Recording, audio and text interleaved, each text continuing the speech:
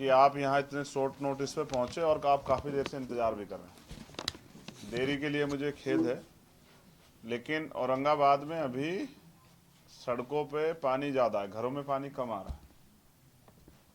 मैं जब कल रात औरंगाबाद आया तो मैं पूछ रहा था इनसे कि भाई सबसे ज़्यादा परेशानी की समस्या क्या है औरंगाबाद में। जिस जिले में हम लोग हैं वहाँ जानना बहुत ज़रूरी है। तो पता लगा कि 5-6 दिन में एक बार पानी आता है। तो बारिश की वजह से सड़कों पे पानी तो है, लेकिन घरों में पानी नहीं है, और किस समय पानी आता है ये भी नहीं पता है। लेकिन टैक्स जो है पानी पे वो औरंगाबाद में सबसे ज़्यादा है। तो सरकार टैक्स लेती है तो जनता को सुविधा क्यों नहीं देती। तो मैं समझता हूँ औरंगाबाद वासियों की तरफ से जो सबसे बड़ी समस्या थी, इस पर सबसे पहले मैं बात कर रहा हूँ कि सरकार को चाहिए, जब जो टैक्स मुंबई में भी नहीं है, पुणे में भी नहीं है, नागपुर में भी नहीं है, वो टैक्स औरंगाबाद में हैवी टैक्स, और फिर पानी की कोई सुविधा नहीं। तो आम जनमानस का ध्यान रखना सरकार की जिम्मेदारी है। सरकार इस विषय पर सोचे। दूसरा, भीमा कोरेगांव का जो इंसिडेंट हुआ था, खैरलांजी का जो प्रकरण है, उसमें जो आंदोलनरत साथी थे, आज तक भी उनके मुकदमे सरकार ने वापस नहीं लिए। जबकि महाराष्ट्र में जो मराठा क्रांति मोर्चा था आरक्षण के लिए, उनके मुकदमे सरकार ने वापस लिए। अच्छी बात है, कोई अपने हक के लिए बोलता है तो उस समय सरकार उसके आंदोलन को खराब करने के लिए तमाम तरह से प्रयास करती है, आंदोलन को बदनाम करने के लिए। लेकिन सरकार को समय रहते हुए जो झूठे मुकदमे लगाए गए उनको वापस ले लेना चाहिए। तो मेरी सरकार से मांग है कि भीमा कोरेगांव और खैरलांजी प्रकरण के मुकदमे वापस ले जाए। अभी तो सरकार विधायक तोड़ने में, विधायक जोड़ने में लगी हुई है। अभी तो सरकार अपने चुनाव चिन्ह के उसमें लगी, लेकिन याद रखें कि उनकी जिम्मेदारी अपनी पार्टी सरकार के से ज़्यादा जनता के प्रति भी है। महाराष्ट्र की जनता परेशान है, लंपी वायरस का बड़ा प्रकोप चल रहा है। एक दिन में ये तो महाराष्ट्र का आंकड़ा 6800 करीब गायों के साथ जो है उनकी जान जा रही है। सरकार ने अभी तक कोई मुआवजा किसानों को नहीं दिया। बारिश के कारण किसानों की फसल जो है वो खराब हो गई है। 25% मुआवजा दे रही है सरकार, तो 50% तो किसान की वो लगती है उसमें आमद। वो जो अपनी मेहनत करता है, बीज लगाता है, रुपाई करता है, खाद डालता है, उसमें 50% लग जाता है। तो 25% देने से अच्छा जो है सरकार को चाहिए कि उनको ज़्यादा मुआवजा दे, जिससे कि उनकी ज़िंदगी, किसानों की ज़िंदगी में आसानी बने। एक जो और बड़ा मामला है, महात्मा ज्योतिबा फूले आर्थिक महामंडल, इसके अनुसार जो लोन दिया गया है, अन्ना भाऊ साठे, SC/ST, संत रोहिदास चर्मोद्योग, मौलाना आज़ाद अल्पसंख्यक आर्थिक विकास मंडल के जितने भी लाभकारी हैं, पहली बात तो क्योंकि कोरोना के बाद वैसे ही हालात ख़राब है, आर्थिक कमजोरी हो रही है, तो आम जो लोग किसी कारण से जो है वो अपना लोन नहीं चुका पाए, उनके कारण नया लोन मिलना बंद हो गया है। तो मैं सरकार से मांग करूंगा, सरकार तो अपने पूंजीपति मित्रों के इतने बड़े बड़े लोन माफ़ करती है, तो यहाँ के आम जो हैं लोग, उनका इतना ये जो लोन है उसको माफ़ करे, जिससे कि उनकी वो जो आज सुसाइड करने कगार पे चले गए उनकी ज़िंदगी सेफ। ये महाराष्ट्र की जो धरती जो है, ये राष्ट्रपिता ज्योतिबा फूले की धरती है, माँ फातिमा शेख, माँ सावित्रीबाई फूले की धरती है। और यहाँ स्कूल खोले उन्होंने, लेकिन पिछले कुछ ही समय में 1600 से ज़्यादा स्कूल बंद हुए। और इन सरकारी स्कूलों में कौन पढ़ता है? ये आप और मैं जानते हैं कि गरीब, आर्थिक रूप से कमज़ोर वर्ग के जो लोग हैं, SC/ST, OBC, माइनॉरिटी के लोग इन स्कूलों में पढ़ते हैं बच्चे। उनको बंद करके जो है ना, वो शिक्षा का रास्ता बंद किया जा रहा है। क्योंकि हम तो ये समझते हैं कि बाबा साहब अम्बेडकर ने कहा कि शिक्षा शेरनी का वो दूध है जो पिएगा वो दहाड़ेगा। अगर शिक्षा के दरवाजे बंद हो जाएंगे तो हम लोग तरक्की कैसे करेंगे? हम पे तो शिक्षा एक ऐसा हथियार है, क्योंकि सरकार हमें लोन भी नहीं देती, हम पे रोजगार भी नहीं है, नौकरियां भी इतनी पर्याप्त नहीं है, तो हम शिक्षा के द्वारा पढ़ के छोटे मोटे बिजनेस करके, प्राइवेट काम करके आगे बढ़ रहे हैं। सरकार उसके रास्ते को बंद कर रही है। ये खतरनाक है। ये एक सोची समझी साजिश लगती है, जिससे कि गरीब, शोषित वर्ग के बच्चे जो पढ़ ना पाए।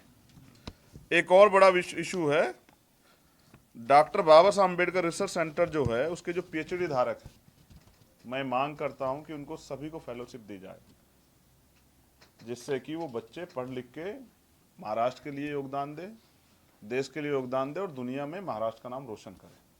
और अब एक जो सबसे इम्पोर्टेंट मामला जो आजकल बड़े पैमाने पर चल रहा है महाराष्ट्र में, उसकी बात इसलिए करनी पड़ेगी क्योंकि RSS का हेडक्वार्टर नागपुर में है।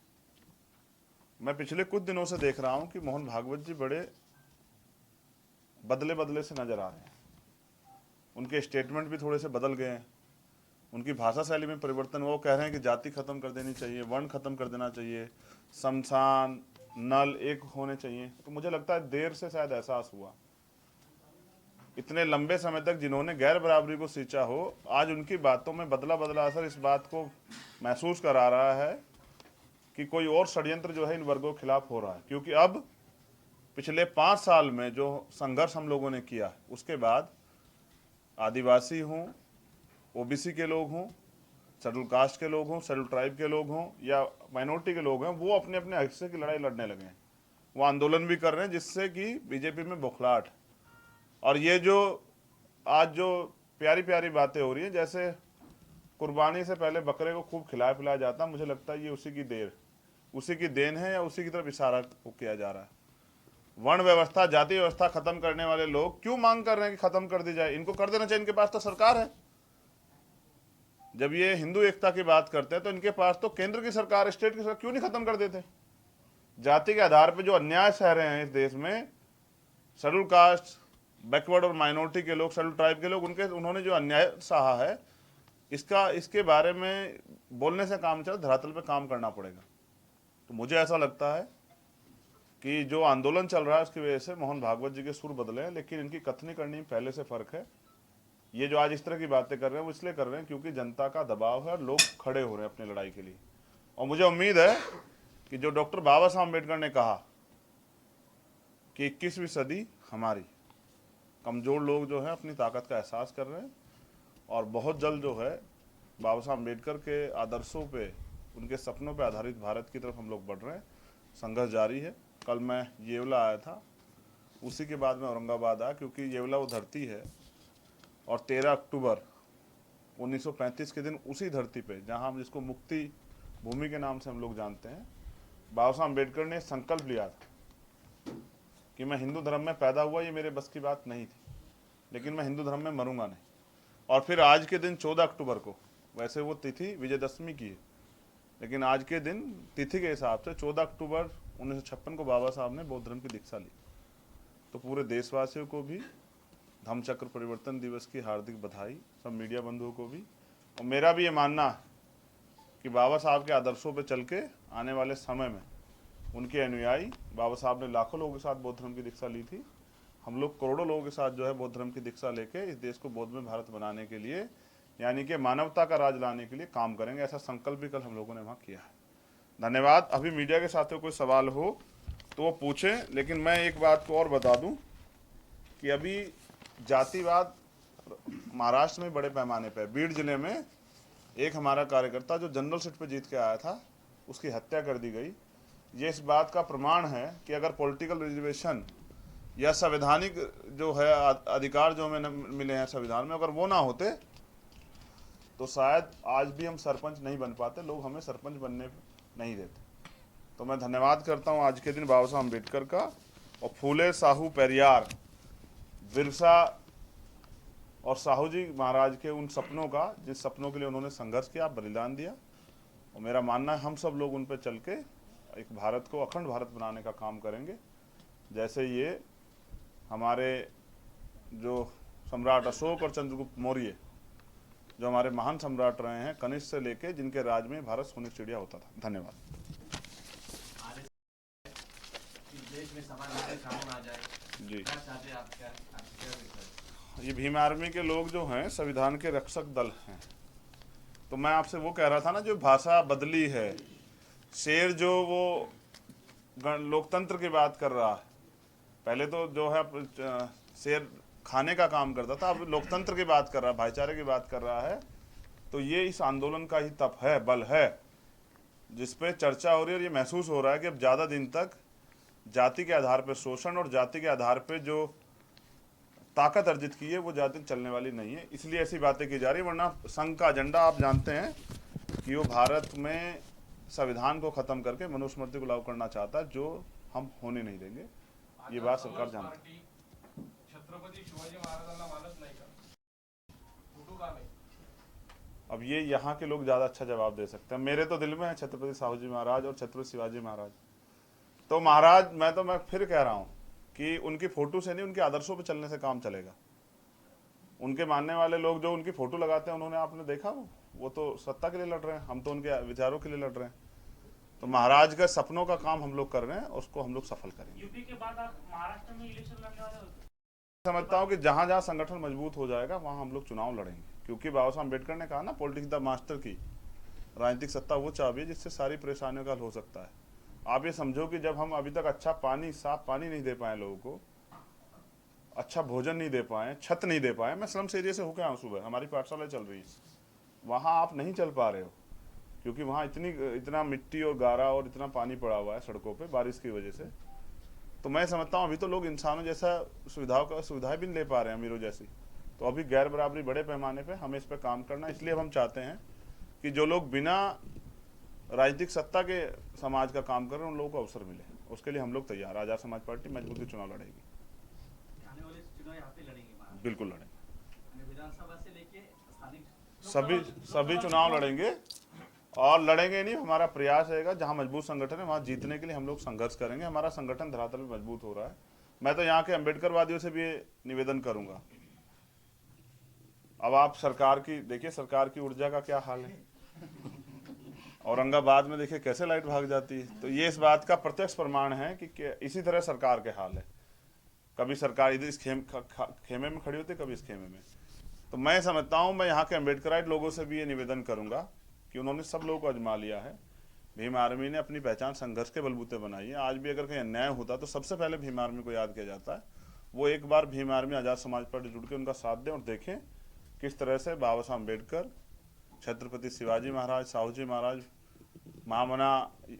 महात्मा ज्योतिबा फूले और बिरसा पेरियार के सपनों का भारत कैसे बनता है। आपने जो यहाँ पे जो कार्यकारिणी गठित की जाए, स्थानीय लोग इतने लोकतंत्र में अकेला आदमी उतनी हिम्मत रखता है जितना कि दूसरा व्यक्ति। तो स्ट्रॉन्ग संगठन से होते हैं, संगठन मजबूत कर रहे हैं। अब आप सोचो, 1 वोट 1 वैल्यू, और एक आदमी चाहे उसका वजन 200 किलो हो तो वोट उसकी भी इतनी बराबर है, एक ही वोट में काउंट होगी, चाहे 50 किलो तो भी। तो आप व्यक्ति से ना जोड़े, संगठन से देखें। मुझे विश्वास है हमारे प्रदेश अध्यक्ष जो आजाद समाज पार्टी के सुनील वाकेकर साहब और भीम आर्मी के जो हमारे प्रदेश संयोजक हैं सीताराम गंगावने साहब और हमारे तमाम नेता, फिरोज जी, हमारी जो महिला नेता हैं यहाँ नेहताई सिंधे, वो सब लोग मेहनत कर रहे हैं और उनकी कार्यकारिणी मेहनत कर रही है। हमारे सीनियर लीडर भी यहाँ हैं, आवेश साहब, अविनाश साहब, तमाम लोग।